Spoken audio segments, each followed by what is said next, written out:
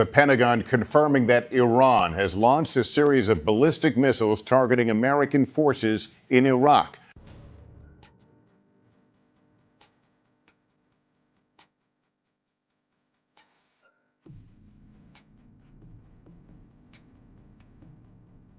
At 0:12 local time, a UAE Rafale F-4 fighter released 2 Black Shaheen cruise missiles over the southern Persian Gulf, turned hard to port, and was 40 miles south before either missile found its target. The pilot never saw the explosion.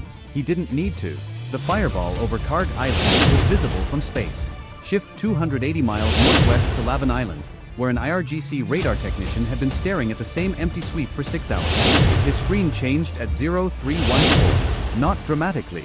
Not with the wall of contacts that appears in every Iranian air defense training simulation. Just a faint smear at the edge of his detection envelope, low and fast, hugging the surface of the Gulf like it was afraid of the sky. He reached for his headset. By the time the call connected, the smear had become 8 contacts. Then 12. Then it was too late to count. Shift 220 miles southeast to Al Dhafra Air Base, built in the desert 20 miles southeast of Abu Dhabi. 30 minutes earlier, 7 UAE Rafale F-4 fighters and 1 electronic warfare Rafale had rolled off the apron in sequence, wheels up at 90-second intervals, radio silence from the first engine start. Each of the 7 strike aircraft carried 2 Black Shaheen cruise missiles, the Emirati designation for the SCALP-EG, a 17-foot stealth-shaped composite weapon weighing 2,900 pounds, with a 990-pound Broach tandem warhead designed to punch through reinforced concrete before detonating inside the structure. Published range, 250 miles. Cruise speed, 600 miles per hour, roughly the cruising speed of a commercial airliner, but at an altitude of 100 to 150 feet, low enough to hide inside the radar shadow of the ocean itself. Unit cost, approximately $3 million per missile, 14 missiles in the air. Total munitions cost, $42 million. The infrastructure they were aimed at, the Kharg Island oil terminal complex, pumps 90% of Iran's crude oil exports and generates an estimated $1.5 billion of revenue every single week. 14 missiles, 1 island. The entire arithmetic of the Iranian economy. The 8th aircraft, the electronic warfare variant, carried no missiles. It carried something more expensive, a suite of jamming pods and radar suppression systems whose combined classified cost the UAE has never disclosed, doing a job the missiles could not do for themselves. Shift 1,200 miles west to Washington. The president's public statement had come 62 hours earlier, delivered on the South Lawn with the controlled informality that his communications team had studied and replicated across 4 years. He told the reporters that Tehran had 72 hours to reopen the Strait of Hormuz to international inspection or, quote, they were next. Every analyst in every capital assumed he meant American B-2 bombers. Every analyst assumed he meant Diego Garcia. The assumption was reasonable. It was also completely wrong. What the Iranian Supreme National Security Council did not know was that the operation had been designed from the beginning to be deniable in its first 48 hours. American satellite cueing, Israeli electronic warfare data, French missiles, Emirati pilots. All of it fused over a private encrypted link that Iran had been told about by 3 different intelligence agencies over the past 6 years and had declined to believe existed because believing it existed required believing that Abu Dhabi, Riyadh, and Tel Aviv were coordinating military operations with real-time American ISR support. And that was the kind of thing that happened in American thrillers, not in the actual Gulf. The Iranians were about to discover that the thriller had already been greenlit. Shift to Kharg Island itself. The island is a coral outcrop 16 miles off the Iranian mainland in the northern Persian Gulf, barely 5 miles long and 2 miles wide, unremarkable in every geographic sense except one. Beneath its surface and extending into the Gulf around it runs the largest crude oil export infrastructure on the planet.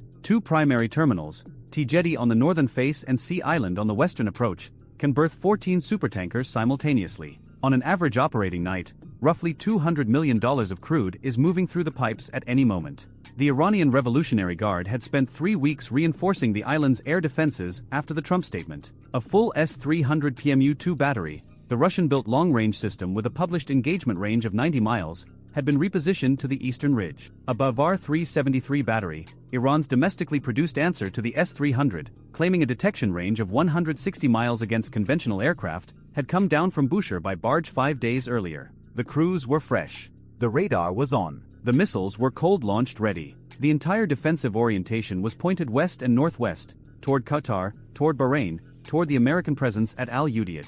The missiles were coming from the south. Shift to the lead aircraft, callsign Falcon 1. The pilot, a UAE Air Force colonel with 18 years on fast jets and more than 3,000 flight hours, watched his targeting display update from an E-7 Wedgetail airborne early warning aircraft orbiting 180 miles back over Saudi airspace. 2 release points programmed. Alpha at 90 miles, Bravo at 75 miles as a fallback if Alpha produced any anomaly. The colonel reached Alpha at 0311. No anomaly. He squeezed the release. 2 Black Shaheens dropped from the centerline and wing stations, their turbojet engines igniting in sequence, and both missiles leveled off at 120 feet above the Gulf and accelerated to 600 miles per hour before he had finished his turn. Shift to the missile. The SCALP-EG navigates its cruise phase using a combination of GPS, inertial guidance, and terrain reference navigation that compares radar returns to a digital terrain map stored in the weapon's memory. In the final 10 seconds of flight, an infrared imaging seeker activates, searches for the target shape it was programmed to recognize, locks, and steers itself to within a meter of the designated aim point. The Broach warhead is a 2-stage design. The first charge, a precursor-shaped charge, punches a hole through hardened concrete or steel. The main charge follows through the hole and detonates inside. The Iranians had reinforced the terminal rooftops. The Broach was built for reinforced rooftops. The engineers who designed the reinforcement and the engineers who designed the warhead had apparently read each other's manuals. Only one team had updated theirs more recently. Falcon 2 released at 0312 and 30 seconds. 3 through 7 followed at 90-second intervals. The electronic warfare Rafale held its position 85 miles from the island, jamming pods active, its crew watching the IRGC radar signatures on their threat receivers and pressing on every frequency the Bavar 373 and the S-300 relied on to pass targeting data to their interceptors. Shift to the Bavar 373 battery on the northern rim of the island. The battery commander, a brigadier general of the IRGC Aerospace Force who had written his doctoral thesis on cruise missile defense doctrine, was the first Iranian officer on Kharg to see a confirmed contact. His radar operator painted the first missile at 22 miles, low and fast, approaching from the south-southeast. The brigadier ordered 2 Sayyad 4 interceptors launched. The Sayyad 4 is Iran's domestically produced long-range surface-to-air interceptor. With a published range of 120 miles and a claimed success rate Iranian state media has described as outstanding. Each missile costs the IRGC approximately $1 million to produce. The first Sayyad left the rail at 0317 and 14 seconds. It climbed nosed over, went active on its radar seeker, and found nothing. The jammer pod on the electronic warfare Rafale, 85 miles south, had pressed the Sayyad 4's seeker frequency with enough power to salt the target picture into white noise. The second Sayyad launched 4 seconds later. It found the same white noise. Both interceptors reached the end of their kinematic range and self-destructed over the northern Gulf. $2 million. 0 results. Somewhere in a defense contractor boardroom, the export license application was already being drafted. Shift to the S-300 battery on the eastern ridge. The battery commander had 448 N6E2 interceptors ready when his radar operator called out the multiple low contacts from the south. The 48 N6E2 is a formidable weapon against aircraft. It accelerates to Mach 6, 6 times the speed of sound, climbs to 90,000 feet on its intercept trajectory, and noses over onto its target with enough kinetic energy to destroy any aircraft it can reach. Against a cruise missile flying 120 feet above the Gulf surface, masked by the radar shadow of the island's own geography for the first 18 miles of its approach, the geometry is deeply unfavorable. The radar cannot see the target until it is close. When the target is close, the engagement window is measured in seconds. 3 of the 448 N6E2 interceptors flew their full range and self-destructed over open water. The fourth achieved a partial lock and proximity fused 60 feet from the fourth inbound scalp, shredding its tail section with fragmentation. The damaged missile veered, clipped the surface of the Gulf at 600 miles per hour, and cartwheeled apart 600 yards short of T-jetty. Cost of the successful intercept, approximately $4 million. Cost of the missile destroyed, approximately $3 million. Iran had spent $4 million to stop a $3 million missile. The math was not going to improve. Missiles 1, 2, and 3 had already hit. The first scalp came in from the south at 120 feet, popped up to 380 feet at the 3-mile mark, tipped over, and drove the Broach warhead through the top of the central crude distribution manifold of T-jetty. The precursor charge opened a 14-inch hole through 4 feet of reinforced concrete. The main charge detonated inside the primary header, where 40 distinct pipelines converge before oil moves to the loading arms. The explosion tore through the manifold in 3 directions simultaneously. Burning crude began venting at an estimated 35,000 barrels per hour through ruptured lines. 4 seconds. The second missile hit Sea Island. 6 seconds. The third hit the island's main electrical substation, cutting power to every pump, every valve actuator, and every radar system on the island simultaneously. The fires that started in the first 10 seconds of the strike would make independent shutdown of anything on the island essentially irrelevant. Shift to the mainland, to the command center at Geneva, 30 miles from the Kharg coast. The general watching the threat board ordered every available fighter scrambled from Bushehr Air Base, 80 miles to the north. 4 F-4E Phantom aircraft, American-built airframes delivered to Iran in 1974 and maintained through decades of sanctions by a combination of ingenuity, Iranian manufacturing, and creative interpretation of spare parts acquisition, began taxiing at 0319. The lead aircraft rotated at 0323. By 0323 and 45 seconds, the last of the 14 missiles had already found its target. Shift to the storage farm at the center of the island. 12 above-ground storage tanks, each rated at 1 million barrels of crude. Missiles 9 and 10 were assigned to the farm. Missile 9 hit Tank 3. Tank 3 ruptured catastrophically, spraying burning crude across the berm walls and into Tank 4. Tank 4's emergency pressure valve failed under thermal load and vented burning vapor across Tank 5. The chain reaction took 4 minutes and 17 seconds to involve all 12 tanks. The fireball reached 22,000 feet. The glow was photographed from a commercial aircraft over Bahrain, 190 miles away, by a passenger with a window seat who posted the image before landing. Shift 180 miles southwest to Doha, where an American satellite ground station operator had been filing routine nighttime Gulf imagery and suddenly found herself looking at a photograph with the luminosity values of a midday sun in the middle of what her system clock said was pre-dawn. She flagged it. The flag went up the chain. The chain reached Washington at 0341 Eastern Time. Shift to Al Dhafra, where Falcon 1 was already on final approach. The colonel touched down at 0349 local time, taxied to the apron, and cut engines. The crew chief climbed the boarding ladder. The colonel's helmet came off. Whatever he said to the crew chief remembered it for years. Behind him, Falcons 2 through 8 landed in sequence. 8 aircraft, 0 losses. 0 sustained radar locks by Iranian air defense.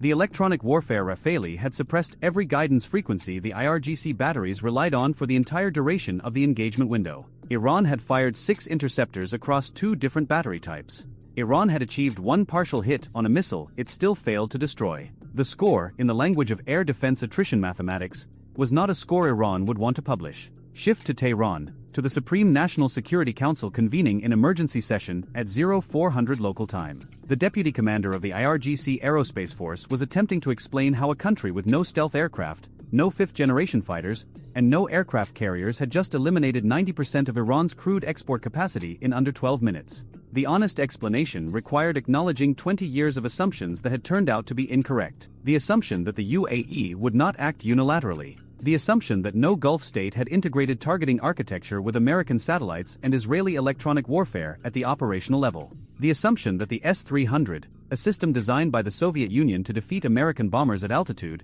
would perform adequately against French cruise missiles at 120 feet.